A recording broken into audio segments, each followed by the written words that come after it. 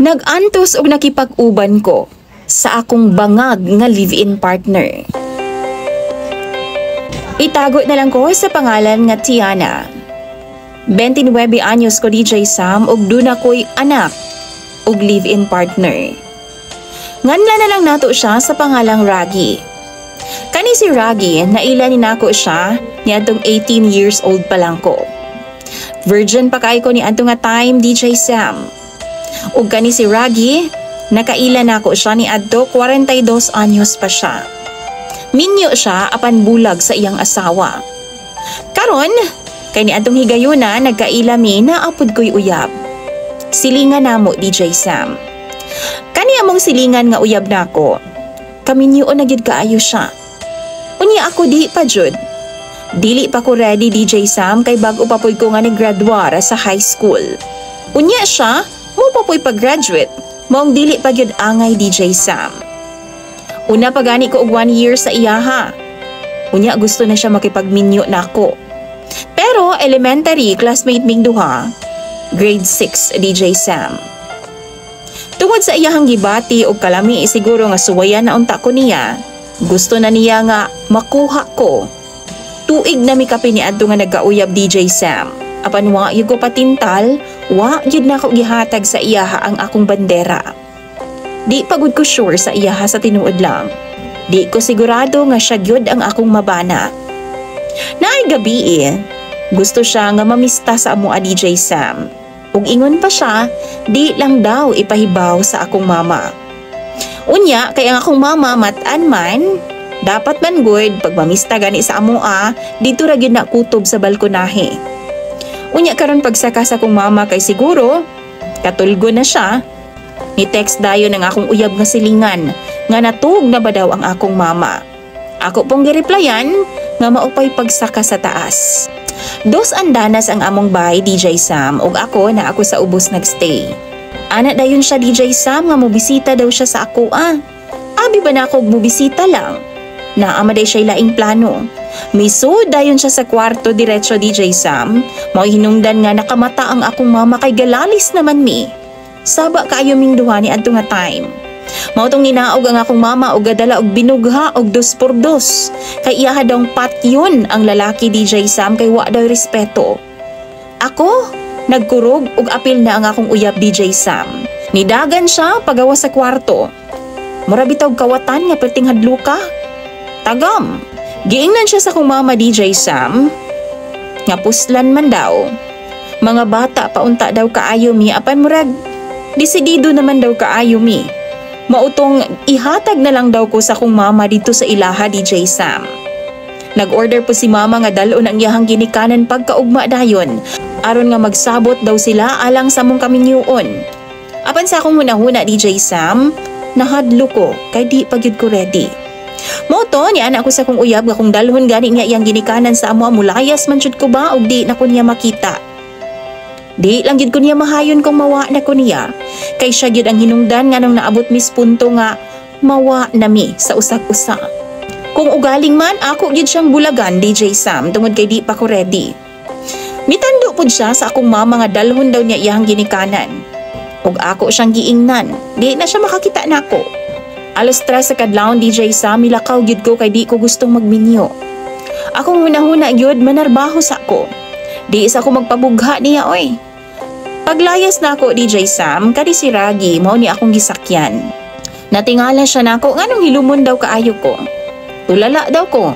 Wa siya kabalo nga na trauma ko sa akong naagian dito sa Mumbai. Naginukdanay pamigbinugha DJ Sam. Maglugos kog tingog kay gakurog pagyud ko sa kahadlok. Mao to DJ Sam, ako kay ba kung asa ko padong. Mao tong gidalaon ako ni Raggy sa ilaha. Iyas akong gipakalma o gipangutana ko niya og naunsa daw ko. Wa jud ko sa saktong panghuna-huna ni adtong higayuna DJ Sam.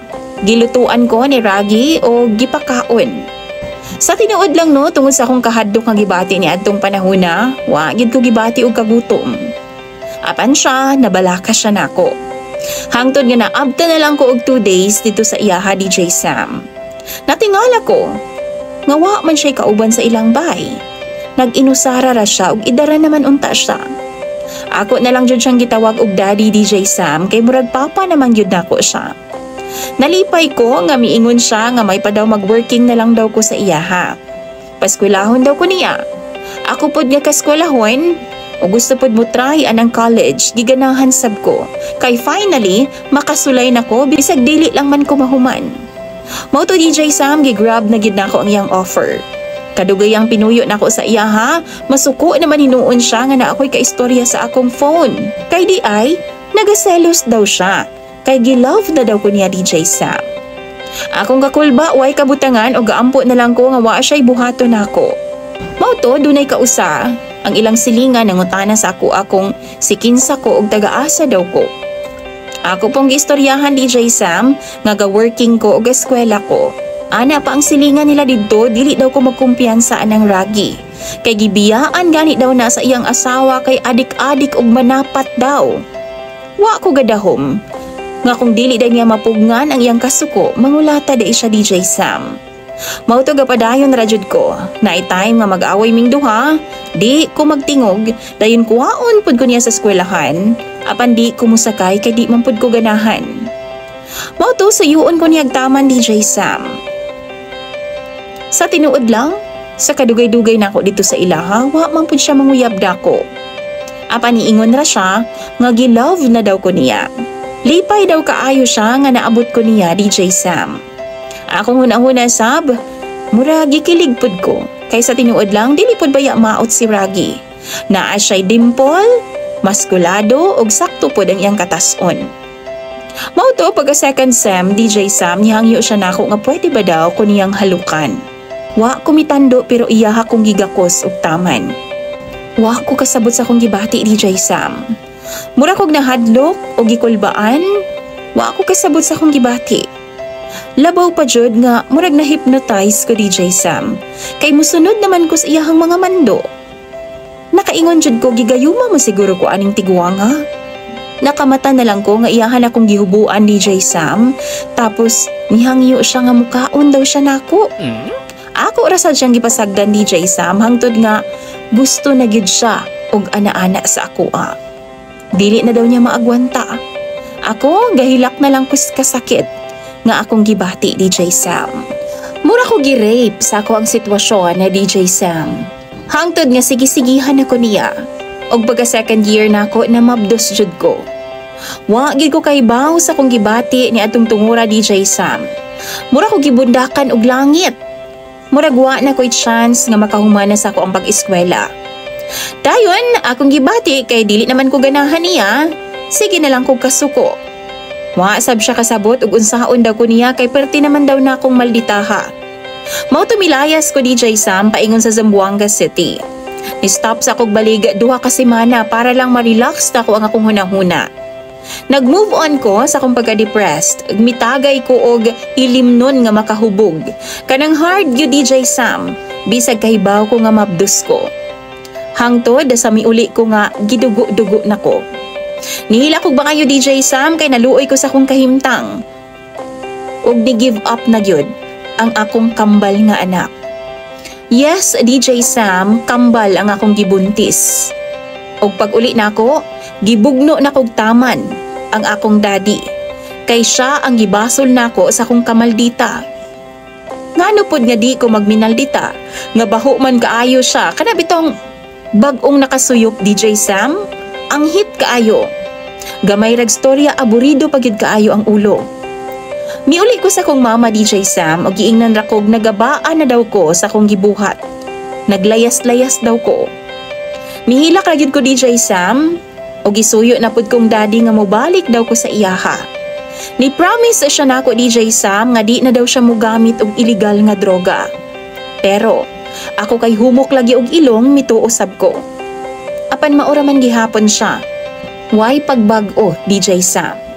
Hangtod sa nakakita na pud kog uyab para biyaan na siya. Apan miingon man hinuon siya DJ Sam nga bahala daw og mag-uyab-uyab kog lain basta naara gihapon ko sa iyaha. Maluoy sab ko DJ Sam hangtod sa nagkaanak nako. Pero dili si Ragi ang amahan kundi ang akong bag-o nga uyab.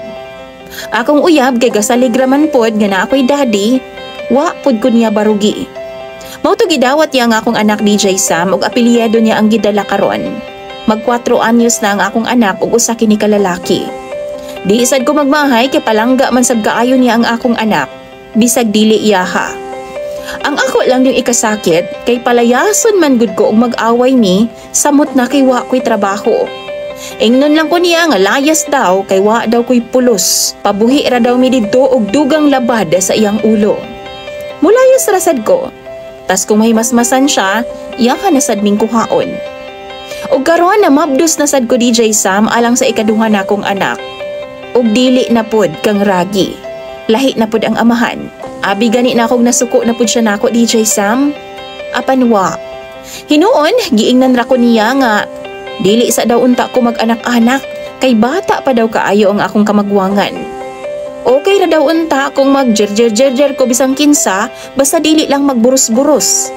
Wa man pud hinuon ko mag-expect DJ Sam nga maburus ko ni adto. Kay gani gusto pa gid unta akong mag-apply para abroad. Mao na DJ Sam naglibog jud ko kung unsay angay na kong buhaton sa akong sitwasyon karon. Tambagi daw ko ninyo. Kailangan ako ang inyong mga suggestion. Imong follower DJ Sam, Tiana.